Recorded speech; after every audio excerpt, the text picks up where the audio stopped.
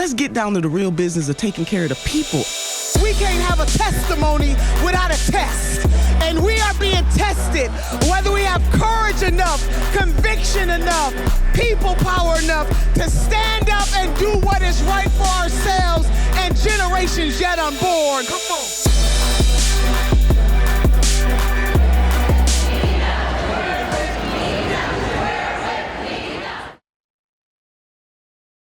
Senator Sanders, it is such a pleasure to have you on the debut of the Nina Turner Show. It is an honor to be here with one of my favorite people in the country. Well, thank you, Senator. I was hoping you said the world, but you said the All country. right, well, it's a small world. It's a small.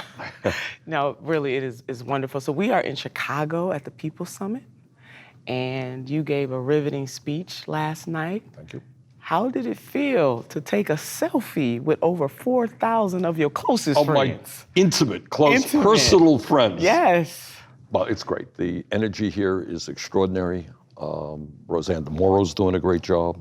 My wife Jane's doing a great job. You're doing a great job. We had a lot of the nurses here. Yeah. It is a great collection of people from all over the country, from every kind of background, and it's exactly what we need to revitalize the progressive movement, go home, start winning elections, start fighting for the progressive vision that you and I share. Absolutely. You talked about the sister power. I don't know if you know that Roseanne, Dr. J, who I finally call your wife, Dr. J, and myself, we are the three amigas. I know that. We got sister power You're going. a threat to the entire planet. In a good way. In a good way, very absolutely. good way. So, Senator, last night you shared your vision, your constant vision in talking about racial justice, social justice, climate justice. But you also pinpointed the fact that during movements like this, and even when people were chanting your name, you said, it's not about me, it's you, which is powerful. What history is about, and people have to understand that in these very difficult times, change never comes from on top, it always comes from below. That's what the workers' movement in this country is about, where working people stood up against incredible odds to fight for unions. It's what the civil rights movement is about, where millions of people fought to fight against racism. It's the women's movement, it's the gay movement. It's when whole lots of people at the grassroots level come together so that the people on top look around them and they say, we have no choice. We have got to do the right thing. You know, the leaders follow the people, not the other way around. And that's what this is about. And what I will say, Nina, is I see a tremendous upsurge of grassroots activism all over this country, taking place in many forms. And I'm excited about that. We got to keep that going. We really do.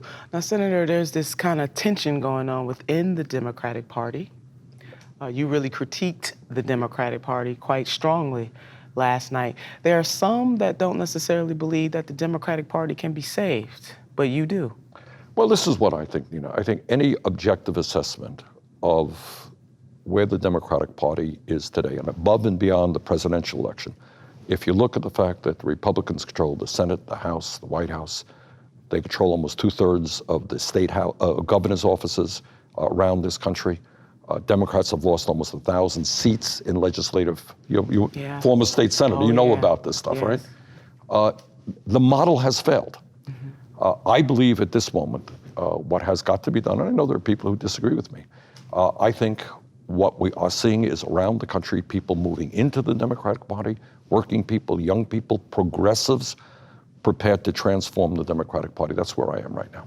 And you really believe that it can be? We will see what happens. I can't, I'm not going to speculate. What we know is there are people, and I often say this, unbelievably, who would rather go down with the Titanic, so long as they're on top. They got the bird's eye view of the Titanic going down rather than change it. But the current model and structure of the Democratic Party is failing.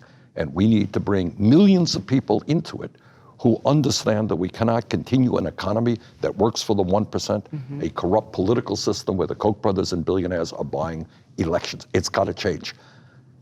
And I think the people of this country are catching on and are demanding that change. And even in the world, you did make reference to Jeremy Corbyn and the great work that he was able to. And you know what that was about? Media here didn't pick up on it.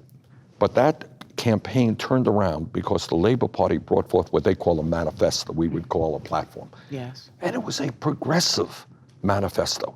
It said to the working people, to the young people, that we have got to create a nation that works for you, not just the elite. And that's what people want in this country. They're sick and tired of working longer hours for lower wages. They're sick and tired of the inner cities in this country. What unemployment?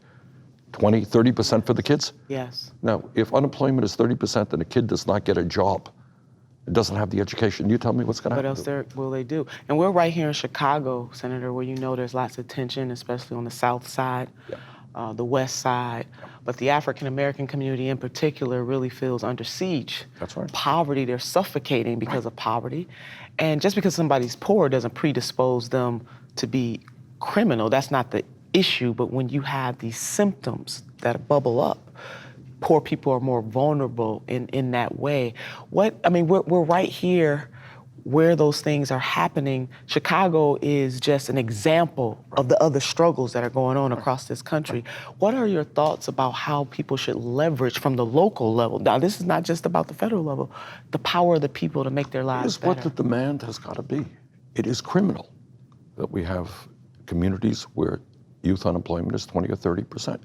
What we have got to do is to get teachers and mentors to provide jobs and educational opportunity. If we keep an eye on kids, you know what, they don't have to drop out of school. Yeah. If we provide job training, there are jobs out there, but I worry that many of these kids are not going to have the skills because they're not getting the education. This is not rocket science. We can do that. Mm-hmm. It requires a commitment to say to that kid, you know what, you're not going to drop out of school because we love you, we're concerned about you, you're going to sit down, you're going to learn this skill, and by the way, there's a job over there. And when that kid goes out and starts earning a paycheck, his or her life is going to be profoundly changed. You know, Senator, you sound a lot like President FDR when he gave his For Freedom speech. He talked about what the political and economic system, what people deserve from that system. And I think the first thing he named was youth and others, jobs for youth and others. That speech never got the kind of attention that it deserved. But what it said is, you know, we have the Bill of Rights that protects your political freedoms, your religious freedoms. We all agree with that. But what about economic freedoms? Yes. Are you entitled as a human being in America to health care? Yes. If you are a young person or any person in a changing economy, are you entitled to get education? Or if you don't have the money, are you just left aside and not able to go to college or to a post-high school training program? And what Roosevelt said is that we have got to, when we talk about rights, it's not just political rights, religious rights, it is economic rights. I do believe that. Mm-hmm. I believe when you talk about freedom, if you're unemployed and you're uneducated, you know what, I'm not so sure what kind of freedom you're going to experience in your life. But some would say that people are poor because they choose to be poor because they've made bad decisions. That if someone that can't afford health care, for example, or can't afford to send their children to college or wherever else their children would decide to go to increase their skill set, that is on the individual. Right, yeah. Well, I don't believe that for a second. I mean, I think the people who make those statements have never lived for 1 second in the shoes of those people who are making decisions. You know, there is such a thing as individual responsibility, no question about it. And we all have to take responsibility for our lives. But when you live in a community where unemployment is just horrifically high, where there are no jobs, where your schools are dropout factories, that has got to be taken into consideration before you go around criticizing people. And I got to tell you something, I get sick and tired of these people on top who have billions and billions of dollars blaming people who are struggling every day to put food on the table for the problems that they face. Now, Senator, the people who have come to the People's Summit are the people who really do believe in the messages that you put out from your campaign. Last year was the first People's Summit. It was 3,000 people there. This year, it's over 4,000 people, and people are coming because they believed in your message of revolution. What is your recommendations to those people who believe so strongly, but at times when people lose or they don't get that change right then and there, sometimes they lose hope? What would you say to them? What I would say is what the revolution means is that each of us, it's not one person on top, and you've heard me say this a million times, because Nina and I have gone around the country together, it's all of us standing up. And when we all stand up together, there is nothing that can stop us. That's just simple truth. People are, if they watch television all the time, they're led to believe that somebody else is going to make the decision. We can do it together. And we've seen many, many examples of that throughout history. But I think right now, the message must be that the fights that we're waging, it's not just about you and it's not just about me. It's your kids, it's your grandchildren, it's my grandchildren. It is the future generations of this country. And to cut it to the chase, the issue is, do we become an oligarchy in which a handful of billionaires control the political and economic life of our country, where the very, very rich get richer and almost everybody else get poorer? Do we live on a planet in which climate change causes horrific problems in this country and around the world in terms of drought and flood, which will lead to international conflict? Or do we as a people come together and say, you know what, this ain't the way it should be? We have the technology now, Nina, to really greatly improve the standard of living of people all around the world. That's a good thing, okay? But we need to gain the control and power to make the good decisions. So, Senator, in your environment, in your world right now on the federal level, government, things are a little toxic. Little toxic? Just a little bit, a little toxic. I'm being an optimist here, just a little toxic. And there's lots of talk of impeachment of Mr. Trump. Some people feel as though, you know, that line has been crossed and impeachment should happen. What do you say? I mean, what are your thoughts and feelings? Well, this is my that? thoughts. I think that, you know, as I know you know, there's almost nothing that Trump has done that I approve of. I think he's been a disastrous president. But when you talk about impeachment, it is absolutely imperative that the American people feel comfortable that the facts have led us in that direction. So right now, many of us insisted on a special prosecutor. Bob Mueller is now the special prosecutor. I don't know Mueller personally, but I've heard that he is a serious, forceful guy who's prepared to do the right thing. He's a former FBI. Former director of the FBI. We got in the House and in the Senate, you have more or less bipartisan investigations taking place over the question, two questions.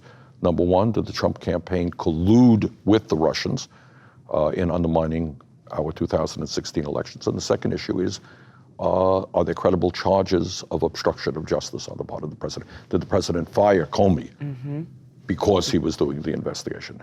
And we've got to proceed in a bipartisan way to get the facts, and we'll see where they lead.